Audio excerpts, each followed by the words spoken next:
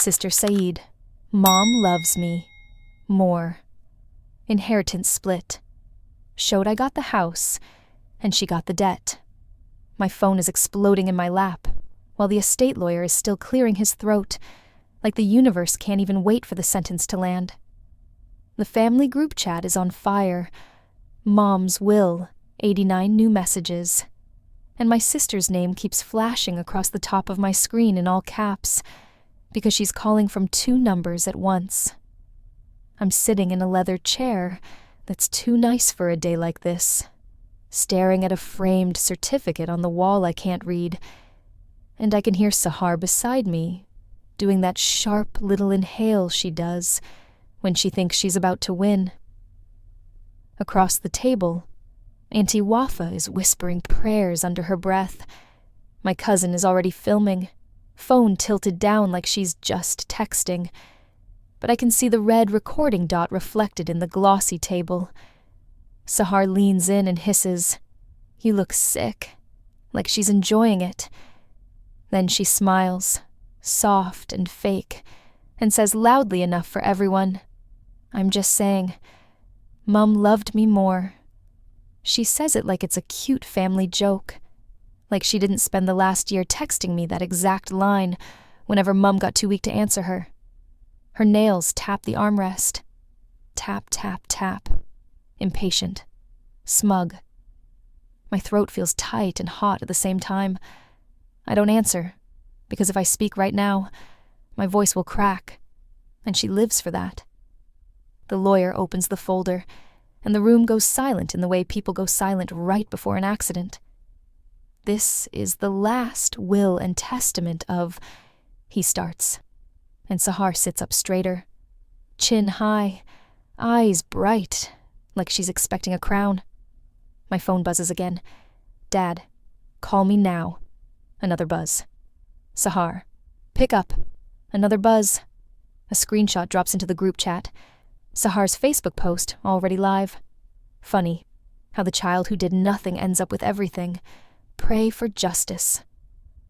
People are reacting in real time. Heart emojis, angry faces. A comment from someone I barely know. "You deserve it, Queen." My stomach flips. Then the lawyer says, clear as a bell, the primary residence at 14 Kestrel Street is to be transferred to... He pauses and looks up at me. My skin goes cold. "To my client, her daughter." He says my name, not Sahar's. Mine. The room doesn't even breathe. Sahar's smile freezes like it's painted on. I hear a tiny sound from her throat. Not words yet, just disbelief. The lawyer keeps going, flipping a page like he's reading grocery items. The contents of the safe deposit box are to be released to the same. He looks at Sahar now. The remaining estate assets are allocated as follows. All outstanding liabilities, including but not limited to the HELOC balance, credit obligations tied to the guarantor agreement, and the promissory note, are assigned to... Sahar bolts upright so fast her chair squeaks. "What did you just say?" She snaps. No, you said assets.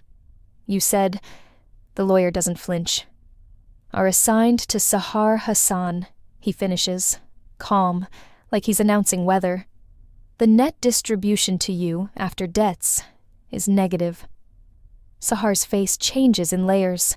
Shock, then rage, then that frantic calculation she does when she's trying to figure out who to blame.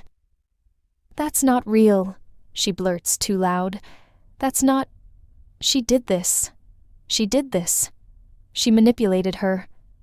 She points at me like I'm the one holding the pen in Mum's dead hand. "You've been poisoning her against me." My phone is a machine gun now. "Cousin, OMG, is it true you got the house? Uncle, do not sign anything. Dad, you better answer me." A new message slams into the family chat. An old screenshot from Sahar, dated 8 months ago, dragged out like a weapon. "Mum told me I'm the only one she trusts. You're just the spare."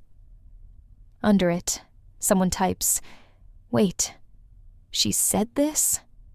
Like this is fresh news, like it hasn't been my whole life. Sahar lunges for the folder on the table, literally reaches across the lawyer, like she's going to snatch the pages and tear reality in half. The lawyer slides it back with one smooth motion and says, "Do not touch my documents." Sahar's laugh comes out ugly. "Oh my God," she spits. And now she's crying, but not the sad kind, the furious kind. So she gives her the house and gives me the debt? Are you kidding me? That's evil. That's...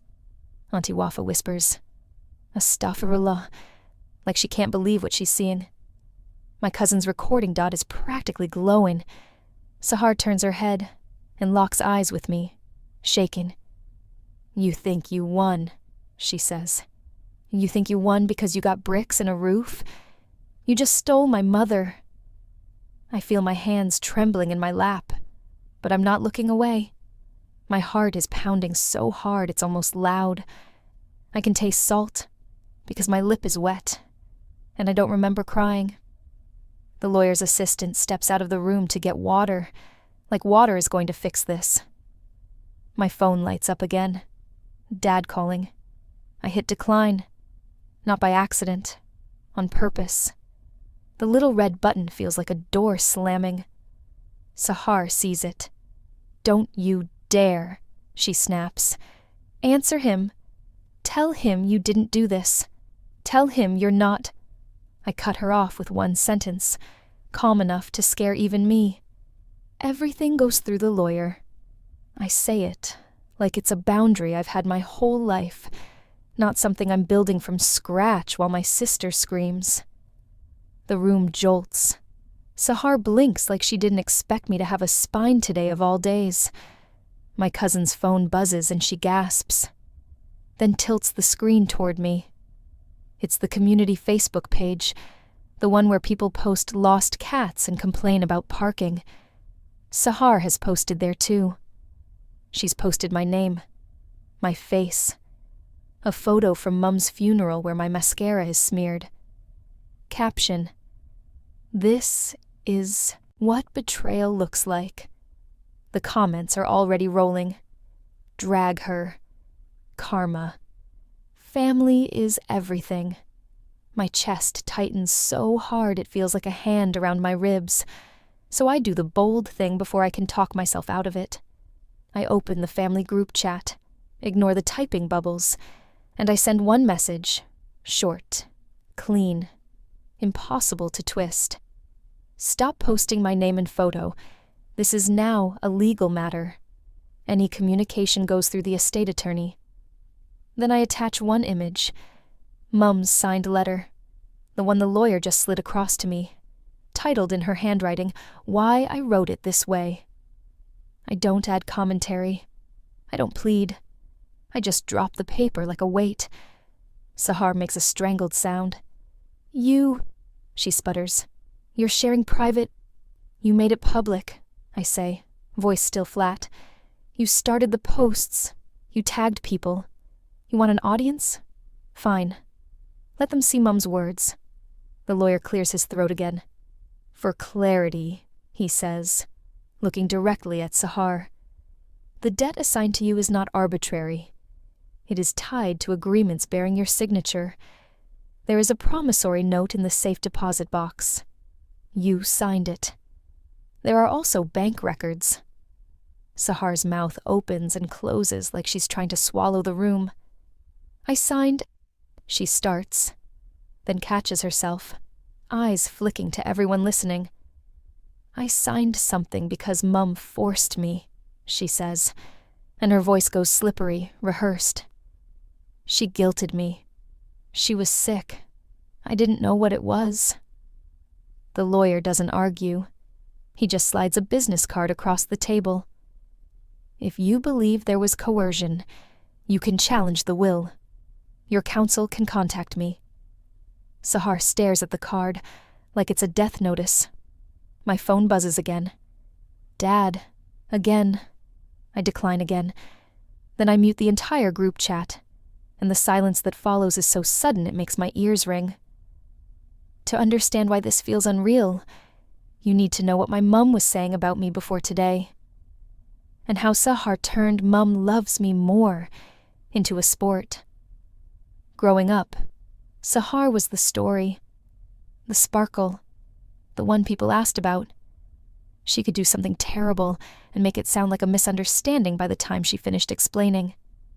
She learned early that attention is currency, and Mum, God, Mum, paid her in endless installments. I was the easy one, the mature one, the one Mum didn't have to worry about, which sounds like a compliment until you realize it means nobody checks on you, nobody defends you, nobody notices you're holding your breath just to keep the peace. At family dinners, Sahar would take the best pieces first. If I reached for something, she'd smack my hand lightly and laugh like it was cute. "Relax," she'd say. "You're so tense." If I did well in school, Mum would smile and say, "Of course you did," like it was expected. If Sahar did anything average, Mum would throw a parade. "My baby," she'd crow. "She's trying so hard." Sahar loved to test where she stood. She'd ask Mum in front of everyone, "If we were both drowning, who would you save?" and laugh like it was a joke while watching my face. Mum would swat her arm and say, "Stop." But she'd always answer the same way. Both, obviously. Sahar would roll her eyes. "No, pick." Mum would sigh and say, "You, because you panic," and Sahar would grin like she'd just been handed a trophy. Then she'd look at me and whisper, "See?" When we got older, it got uglier. Sahar started spending money like it didn't have consequences. New phone, new lashes, weekends away she couldn't afford.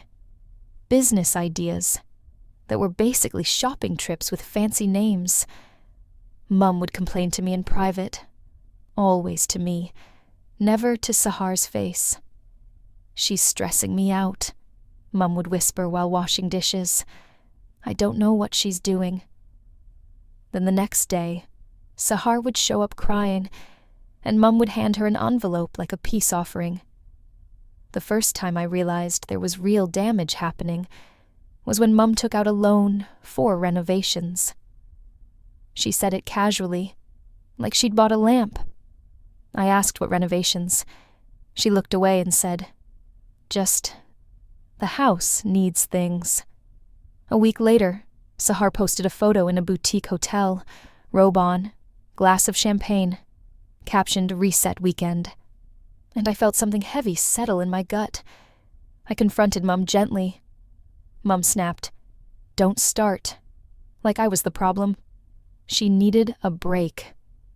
When Mum got sick, it all accelerated. At first it was manageable.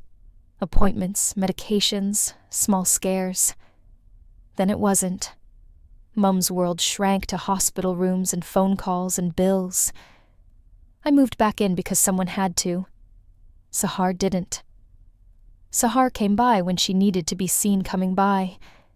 She'd sweep in with flowers for Instagram and leave before the nurse finished checking Mum's vitals. I was the one who learned how to lift Mum without hurting her, the one who argued with insurance, the one who sat up at 3 a.m. listening to Mum breathe like I could will her lungs to keep going. I didn't do it for points. I did it because she was my mother, and I loved her, and love makes you do things even when you're furious. Sahar, meanwhile, started calling Mum's illness a sign. "It's a sign we need to live now," she'd say, flipping through online shopping on her phone at Mum's bedside. "Mum, you should want me to be happy." She'd cry, dramatic, and Mum would panic and try to soothe her like Sahar was the one dying. One night, this is the night I can't forget, Mum was asleep, exhausted, and Sahar cornered me in the kitchen. "Don't get it twisted," she said, low voice, glossy smile. "Mum loves me more. She always has. You're just convenient. You're the helper. I'm the daughter." She said daughter like I was a hired nurse. I stared at her and felt my whole body heat up. "Get out of the kitchen," I said. My voice shook. "Leave her alone." Sahar laughed. "Touchy," she said. Then she leaned closer and whispered, "When she goes, I'm taking the house. You can have her old pots." The thing is, Sahar wasn't wrong to think she could take it. Mum had spent years rescuing her. Mum had spent years smoothing over her messes. Sahar had trained Mum to fear her tears. But Sahar underestimated one thing. Mum wasn't stupid. Mum saw what was happening even when she couldn't stop it. 3 months before Mum died, I found Mum at the dining table with paperwork spread out like a battlefield. She looked smaller than I'd ever seen her. "Don't tell Sahar," she said immediately, before I even asked. Her hands were trembling. She slid a page toward me.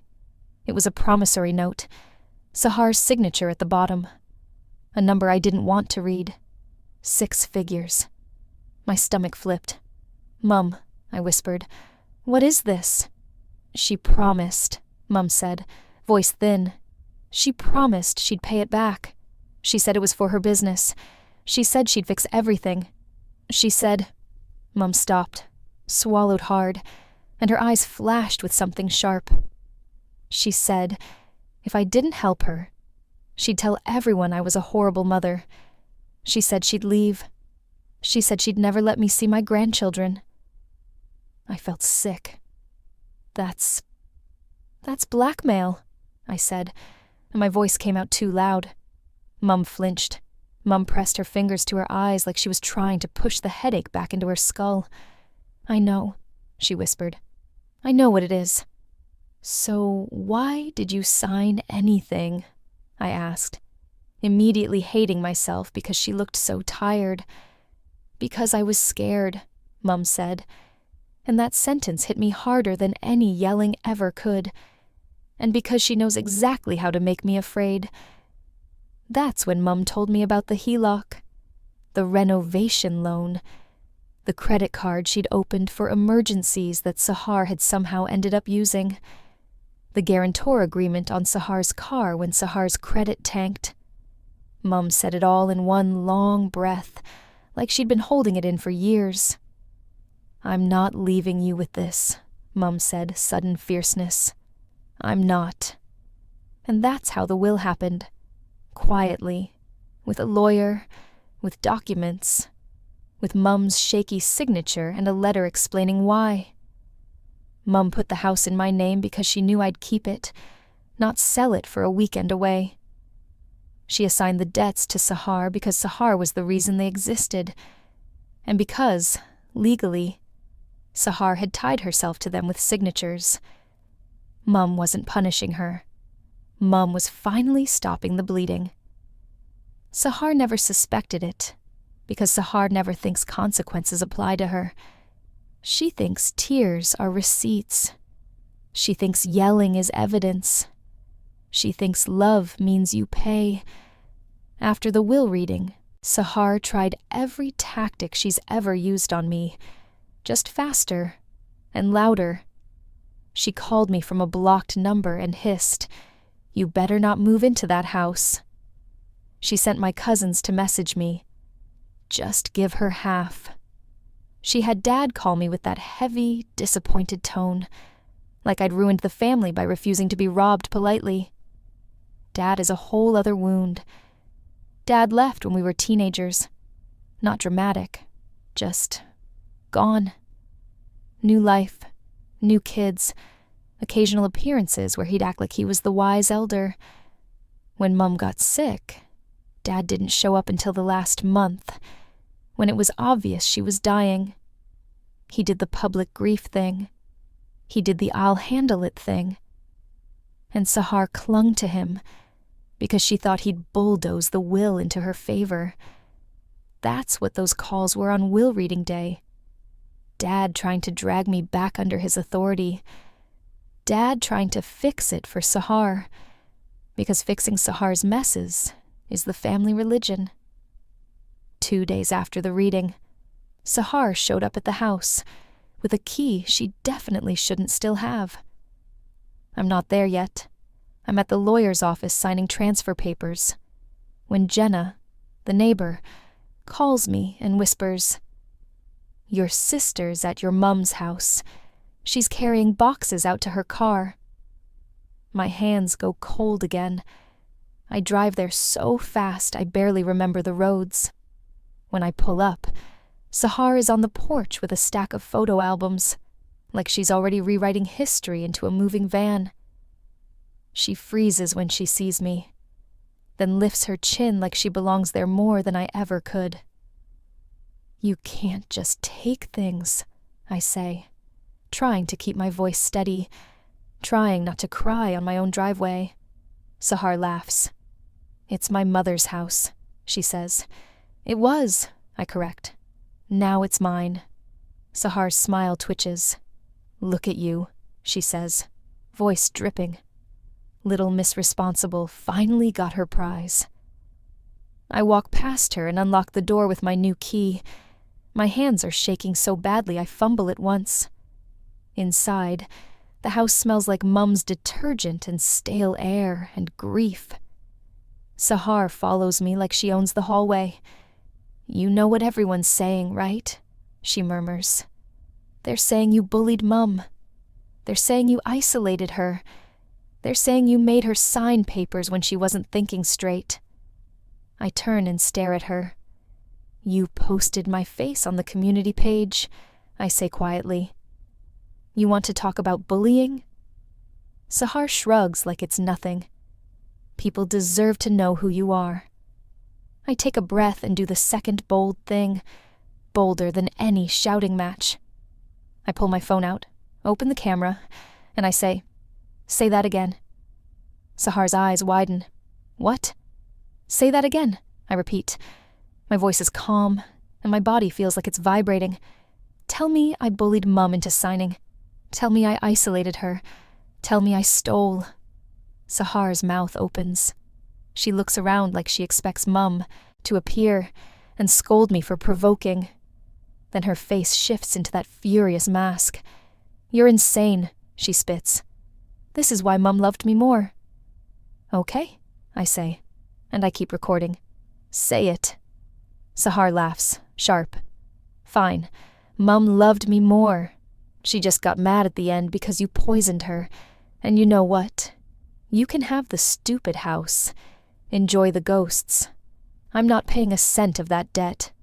I'll make you pay it." She storms out, slamming the door hard enough that a framed photo on the wall tilts crooked. That recording matters later, because the next week, Sahar filed to contest the will. She claimed Mum was incompetent. She claimed coercion. She painted me as some evil caretaker who controlled access to Mum like a warden. Half the family believed her instantly, because Sahar's version is always easier. One villain, one victim, one golden child. But then the lawyer produced the medical documentation of Mum's capacity evaluations, the meetings, the witnesses, the bank records, the fact that Sahar's signatures were on the debts, the promissory note, and, this is where Sahar's face finally cracked, my lawyer played the clip of Sahar on my porch saying, clear as day, "I'm not paying a cent of that debt. I'll make you pay it." The judge didn't look impressed. Sahar did that thing where her eyes dart around the room, searching for someone to rescue her. Dad stared at his shoes. My aunt stared straight ahead, like she couldn't bear to watch Sahar perform anymore.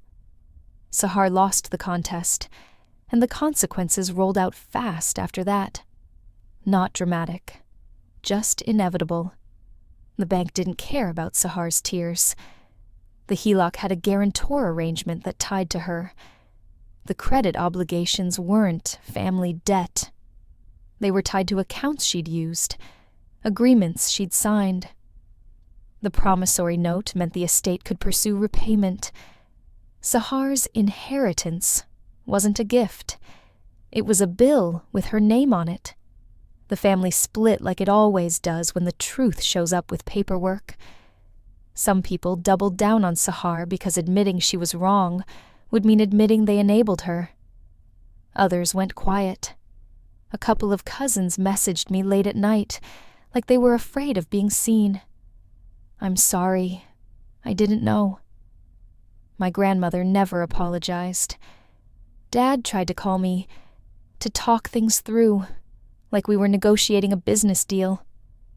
I didn't give him that meeting. Instead, I moved into the house, not with a triumphant speech, with boxes and exhaustion and the weird numbness of grief that makes even your own footsteps sound unfamiliar. The first night, I slept on Mum's old couch because my bed hadn't arrived yet. I stared at the ceiling and listened to the house settle and thought about how Sahar used to call me convenient, how Mum used to call me strong, how both words can be weapons depending on who's holding them. A month later, Sahar sent one last message from a new number, like she couldn't stop herself from taking one more bite. "Mum loved me more. You just got the leftovers." I stared at it for a long time. Then I opened the safe deposit box inventory the lawyer had given me, the one I'd avoided because it felt like touching Mum's bones. Inside was Mum's letter, the one I dropped into the group chat, and a smaller envelope addressed to me in Mum's handwriting. Not Sahar. Me. I opened it at my kitchen table, hands shaking. Inside was a single line, messy, like she wrote it when she was tired. "I gave you the house because you build. I gave her the debt because she takes. Don't let anyone swap them." My throat closed so hard I couldn't breathe for a second. I pressed the paper to my lips like an idiot, like that would bring Mum back. Then I did the quiet victory thing that would have seemed petty to anyone who doesn't understand survival. I took a photo of Mum's line. Not for Facebook. Not for revenge. For me. For the moment when my brain tries to second-guess reality.